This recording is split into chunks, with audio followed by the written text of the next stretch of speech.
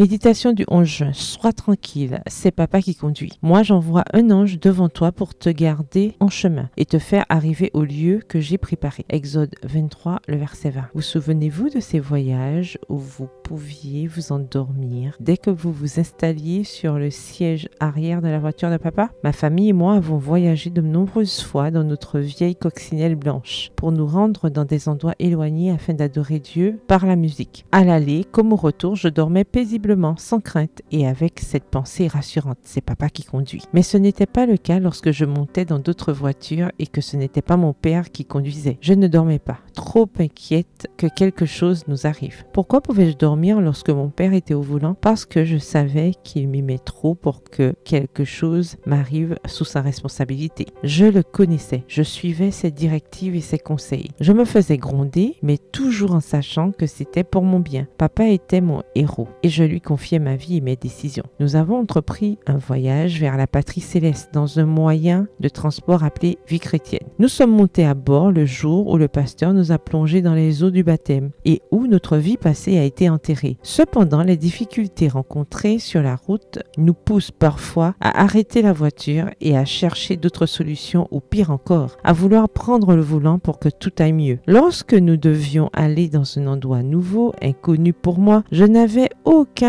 problème à m'endormir parce que je savais que papa conduisait et qu'il nous amènerait à l'endroit où nous étions attendus. De même avec la certitude que papa, Dieu, est au volant, poursuivons le voyage vers la patrie céleste. Dans cet esprit, il n'y a pas de place pour le découragement ou la peur et encore moins pour le doute lorsque des problèmes se présentent. Comme promis, Dieu a été présent tout au long du voyage du peuple d'Israël dans le désert et il a finalement conduit celui-ci au pays de Canaan. Ce même Dieu continue à guider son peuple et fera entrer dans les demeures célestes ceux de ses enfants qui resteront fidèles. C'est une belle promesse pour vous aider à avoir l'esprit tranquille pendant le voyage, n'est-ce pas? C'est papa qui conduit. PS, heureuse car Dieu dirige ma vie. Bonne journée, que l'Éternel vous bénisse.